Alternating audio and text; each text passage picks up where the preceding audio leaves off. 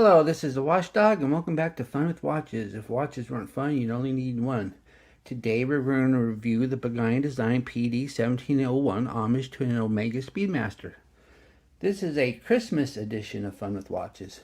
Although I don't know if you're going to actually see this on Christmas Day, because even though I'm shooting it on Christmas, I still have to edit it. And editing things sure takes a lot longer than shooting them.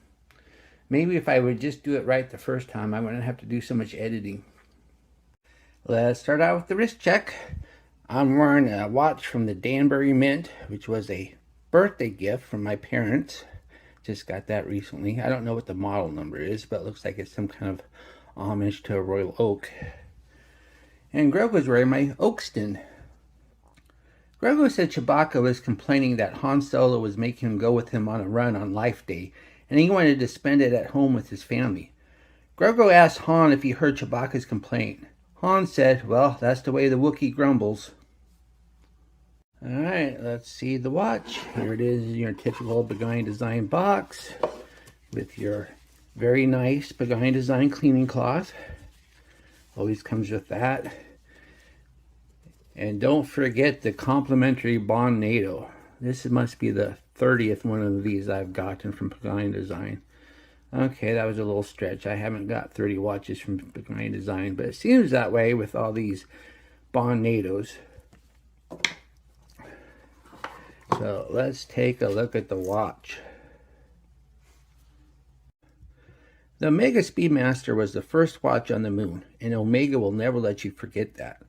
But Omega's proudest moment was when precise timing from their Speedmasters were used to time the re-entry for the malfunctioning Apollo 13 spacecraft, bringing home all 3 astronauts safe and sound. This earned Omega a Silver Snoopy Award given by NASA. So last year on the 50th anniversary of Apollo 13, Omega issued a Silver Snoopy edition of the Speedmaster.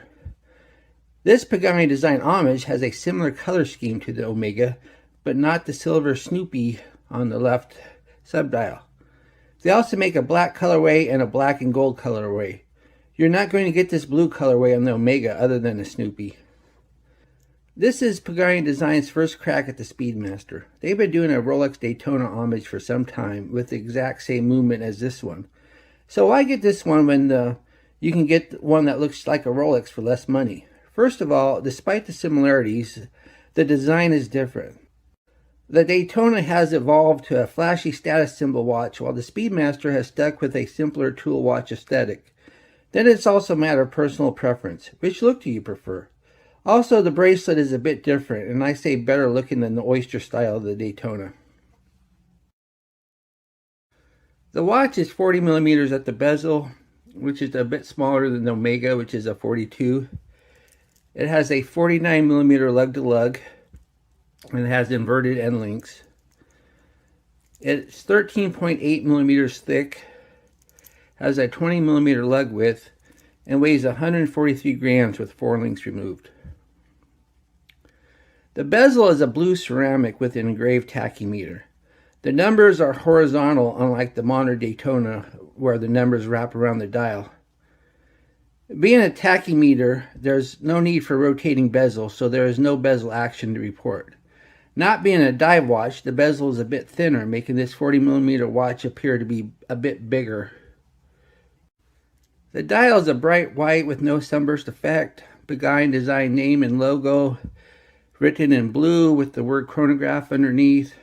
Then on the very bottom it says Japan movement, because this is indeed a VK63, which is a Japanese movement made by Seiko. The movement dictates subdial layout and features. We have a 24-hour indicator on the right subdial, running second hand on the bottom subdial, and the chronograph minute counter on the left subdial. There are applied baton indices with little loom dots on the outer edge. Then it has the minute markers on the outside with sub-second indicators. The sub-second indicators are designed for the 6 tick a second of the Omega and not the 5 tick a second on the VK63. The borderless date window is between the 4 and the 5, with the window just barely high enough to show the date. People often complain about date windows on paneling chronographs, but there really isn't anywhere else to put it. Omega and Rolex don't put dates on their Panda style chronographs.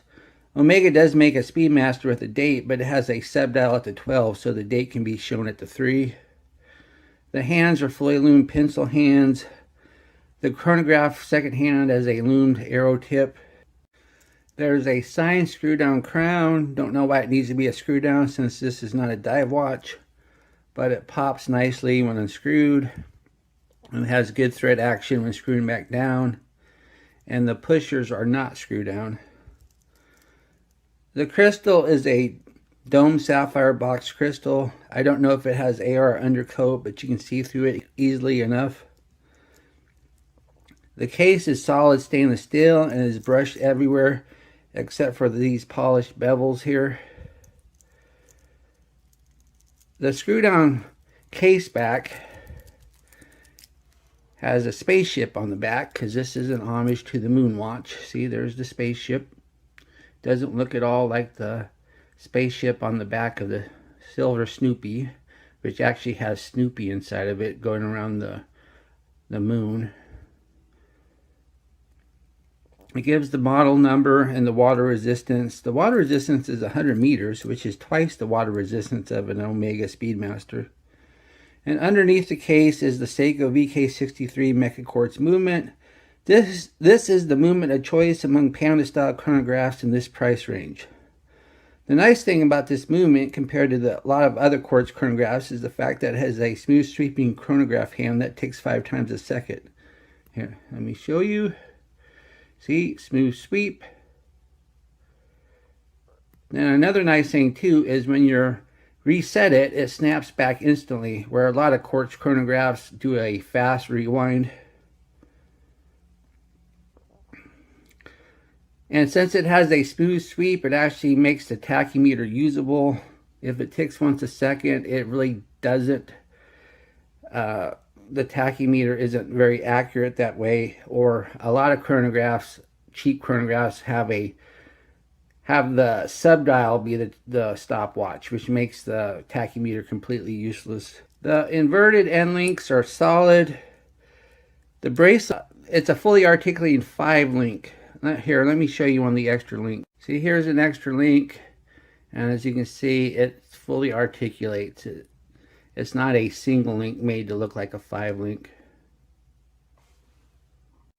But it's a really nice effect, the brush links and the polished links. And I had to remove 4 of these links to fit on my 7.5-inch wrist. The clasp is a fully milled clasp with diver's extension. I really don't know why we needed a diver's extension since this is not a diver's watch. And if the intent was to put it over a spacesuit, well, that's not going to be big enough to put over a spacesuit.